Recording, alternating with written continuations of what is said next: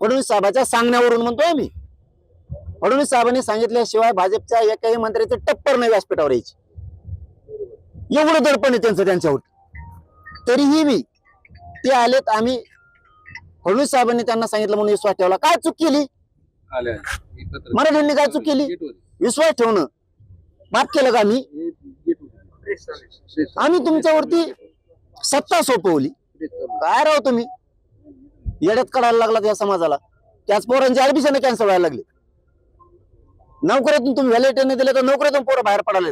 काय केलेली की बाई आमचं तुमच्या तिने शिकू नये का? पर राज्यातला तुम्ही आता जी आर काढला. पर राज्यात का लागू केल्यानंतर राज्याच्या योजना कशामुळे नाही करायच्या? ईडब्ल्यूच्या पोरांच्या निवडी झाल्या. काय घेत नाहीत तुम्ही? भाजपचे पोर नाहीत का त्याच्यात? त्याच्यात शिवसेना राष्ट्रवादीचे पोर नाहीत का? एसीबीसीतून पोरांच्या निवडी झाल्या. PSI DYSP पासून पोर आहेत. महावितरण मधले पोर आहेत. त्या पोरांच्या निवडी 2014 पासून 19 पासून आतापर्यंत 26 पर्यंत काढल्या. का माझ्या मराठ्यांच्या पोरांना अधिकारी व्हायचं नाही का? त्याच्यात तुमच्या कार्यकर्त्याचं पोरगच नाही काही एक पण. मराठ्यांविषयी दुटप्पेपणा वागणूक तुम्ही बंद करा. नसता ह्यावेळेस लोक काय मराठ्यांचे आता पक्ष बघत नाहीत. कारण मी सत्ताधारी पक्षातल्या मराठ्यांना सुद्धा सांगतो, आधी समाजाला आणि तुमच्या लेकराला मिळू द्या आणि नंतर पक्षाचंच काम करा. पण पदरात पाडेपर्यंत पक्ष बघू नका. सगळ्यांना तुटून पडा नसता तुमच्या पोरांचं वाटलं झाल्याशिवाय राहत. मराठा आरक्षण मला आता 28 पर्यंत मी या विषयावर बोलत नाही. मी सगळं पोलखोलच करणार यांच्यात. फडणवीसांनी सांगितल्याशिवाय एकही मंत्री येऊ शकत नाही. हे अंतिम सत्य. केस मागे घेऊ. साधा विषय हो, केसेस मागे घेणं. हाणलं तुम्हीच. डोके फुडले आमचेच. आमच्या आया बहिणी रक्ताच्या थावळ्यात पडल्या आणि आमच्यावर तुम्ही 307 केला. इतकी मगरुरी, एवढी सत्तेत मगरुरी कधीच नसून आहे. हो, एक गोष्ट खरी आहे, तुम्ही मराठ्यांना हाताखाली धरावं, सगळ्या जाती धर्माला हाताखाली धरावं, सत्तेत यावं. पण आल्याच्या नंतर प्रश्न सोडावेत त्यांच्या मुंडक्यावर पाय देऊन. मुंडके तोडू नये. मला दाखवा भाजपाच्या मुलाला मुलीला वाटत नाही का आम्ही अधिकारी व्हावं? ते सुद्धा त्यांच्या आईबापाला शिवाय देतात. आपली सत्ता असून ही परिस्थिती का आली आमच्यावरती? फीस भरायची नाही ताकद हो. बोलायला सोपं असतं, भाषण करायला सोपं असतं. ज्यावेळेस 5 आणि 10 लाख फीस भरायची वेळ येते ना, त्यावेळेस भाजपमधले लोक सुद्धा अंतरवालीच माझ्या इकडे येऊन बसतात. मस्त खऱ्या गोष्टी आहेत म्हणतात. पण काय करावं? काय करावं याचं उत्तर सगळ्या मराठ्यांना सांगतो. बंधनं तोडा, तर तुमची जात आणि तुमचे लेकर बाळ मोठे होणार आहेत. बंधनं तोडा, पक्षाच्या बाहेर या. तुमच्या लेकराला जातीला मिळाल्याच्या नंतर पुन्हा पक्षात घुसा. बस का? मराठा आरक्षण कक्ष स्थापन केल्याचं देखील त्यांनी म्हटलंय विखे पाटलांनी. 4 टाळके एकत्र आले म्हणून स्वतंत्र मराठा आणि कुणबी मंत्रालय स्थापन करायचंय म्हणून तुम्ही स्थापन करत नाही. काय चुकीची मागणी केली मी? त्यांचं म्हणणं आहे 7-8-9 मंत्री ओबीसीचे आडवे पडायले. नाव हे मी 29 ऑगस्टला सांगत. आता घेत नाही. उगाच रोष कोणी कोणावर व्यक्त करू नका. ते म्हणले मराठ्यांना काय गरज आहे मंत्रालयाची. मी सांगितलं मग ओबीसीला काय गरज आहे? त्यांचं मत होतं की मराठ्यांना राज्य मंत्रिमंडळाची उपसमिती म्हणजे विखे पाटील साहेब त्याचे अध्यक्ष आहेत. मी सांगितलं त्यांना सुद्धा ओबीसीना सुद्धा ओबीसी मंत्रालय आणि ओबीसीची सुद्धा राज्य मंत्रिमंडळाची उपसमिती त्याचे अध्यक्ष बावनकुळे साहेब आहेत. आम्ही आतापर्यंत मराठ्या लोक ओबीसीला देऊ नका, द्या की, पण ओबीसींना असं म्हणू नका मराठ्यांना मंत्रिमंडळाची गरज काय. आम्हाला स्वतंत्र मंत्रालयाची आवश्यकता आहे. कारण आमचे सगळे महामंडळापासूनचे हप्ते थकलेत. पंजाबराव देशमुखांची योजना नाहीये. पोरांना कुठं सुविधा एसीबीसीच्या मिळायला तयार नाहीयेत. आम्हाला स्वतंत्र मंत्रालय असलं तर आमचा कारभार आमच्या पोरांना त्या मंत्रालयातून हाकीता येईल आणि पोरांच्या फीस पासूनच्या सोयी सवलतीपासूनच्या सगळ्या मागण्या सुटतील. म्हणून आमची ही मरमर चालू आहे. सारथीच्या सगळ्या योजना बंद केल्यात. त्याच्यात काय नुसते बाकीचे शेतकरी मराठीचे ऍडमिशन आहेत का? भाजप, शिवसेना, राष्ट्रवादी, काँग्रेसचे ऍडमिशनच नाहीत का त्यांच्या पोरांचे?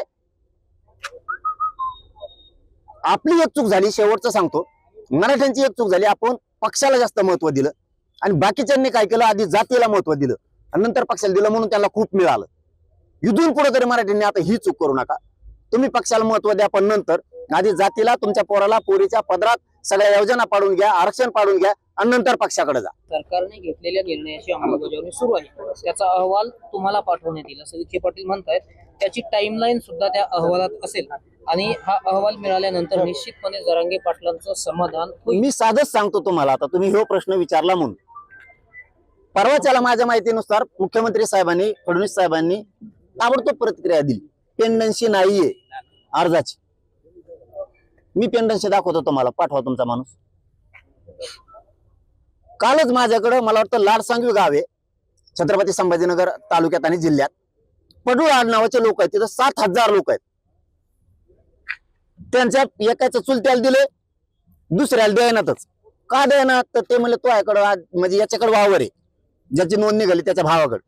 याच्याकडे वावर नाही, येणी फुकलं फिकलं असेल, पाहिजे इकलं फिकलं असेल. वावर नाही ही चूक आहे का आमची?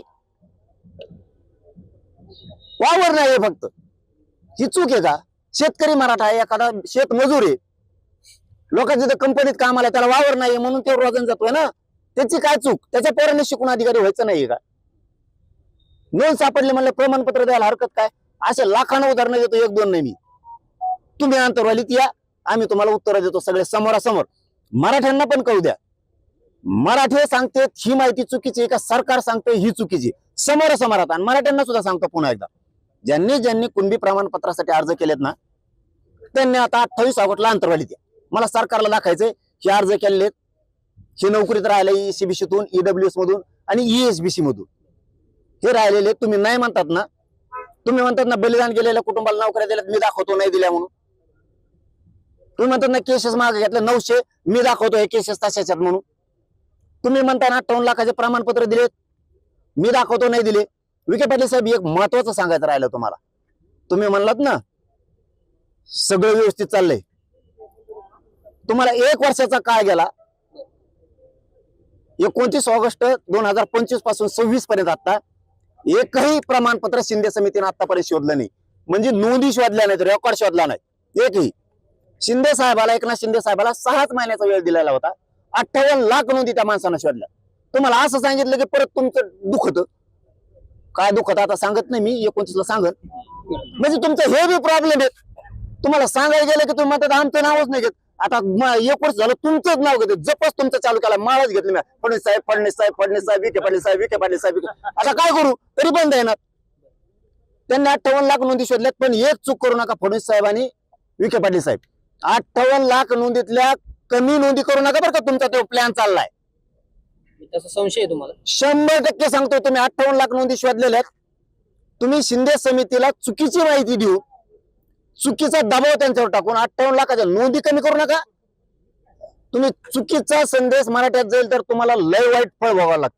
58 लाखातली एक बी नोंद कमी नाही झाली पाहिजे.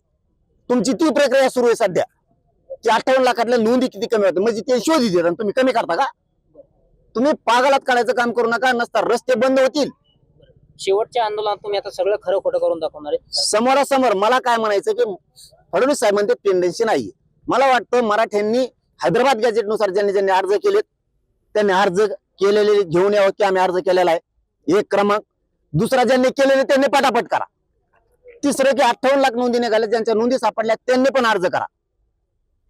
आणि ज्यांनी केलेत, दिले नाहीत त्यांनी अंतरवाली ते आम्हाला दिलं नाही म्हणून. ज्यांच्याकडे रेकॉर्ड असेल ते नोंदी सापडलेल्या पण सरकार घेत नाहीये ते पण या. ज्याला नोकरी लागली ते पण या. महामंडळाच्या माध्यमातून जे परतावे थांबलेत, पोरांच्या नळल्याला फाश्या लागल्यात, यांनी उद्योजक करायला ठरवले. मराठ्यांचे पोरं लाखो पोरांना कर्ज वाटलं. आता परताव्यामुळे पोरांचं सिव्हिल खराब व्हायला लागले. त्यात भाजपचे लोक नाहीत का पोरं? अण्णासाहेब पाटील विकास महामंडळातून फायली करणारे भाजपचे पोरं नाहीत का? शिकवणचा तुझा भाव आहे तुमचा, मग भाजपचे आहेत ते काही पोरं म्हणून फाशील देणार का? यासाठी झक मारायला मतदान केलं का तुम्हाला? मी लाईन दाखवतो कोणाकोणाकडे कर्ज आहेत, कोणाचे व्याज परतावे आले नाहीत, आणि एका दिवसात तुकडा पाडायचा. आणि मराठ्यांना सांगतो, ज्यांनी ज्यांनी अर्ज केले, ज्यांना नोकऱ्याला दिल्या नाहीत, ECBC-तून, EWS मधून कुणबी प्रमाणपत्राचे अर्ज दिलेत, यांनी अंतरवालीत येऊन बसा. प्रश्न सुटूस तर माघारी जायचं नाही, कारण प्रश्न सोडल्याशिवाय मी बी हटत नाही, तुम्हाला उठून देत नाही. आणि सरकारचं धोरण बघतो कसं आहे. आणि मराठ्यांनी जर रस्ते जाम केले तर याला फडणवीस जबाबदार राहणार. बरं, एक शेवटचा प्रश्न आहे. अभिजित तितके यांना धमक्या येत आहे, भाजपमध्ये ये नाही तर तुझं मारून टाकू, अशा प्रकारच्या धमक्याला काय घंटा देत असते. आजवर तुम्ही इतके आंदोलन केले, तुम्हाला कधी धमकी नाही आली, पण त्यांना आता धमकी आहे. मी थोबड फोडीत असतो लगेच. मी एवढा संत बी नाही. मग गरीब मराठ्यांचं कल्याण होतंय म्हणून मी आपलं चुचकरीत चाललो. उद्या देते बुवा, परदिवशी देते बुवा, अशी वाट बघितली. आता वाट बघत नसतो. धमक्या दिले ना, आम्ही सुद्धा थोबड फोडीत असतो जाग्यावर, कारण आम्ही गोटे दगड याच्यातलेच आहेत. मग ते काय सांगायची गरज नाही. कसा कानापासून कसं जातो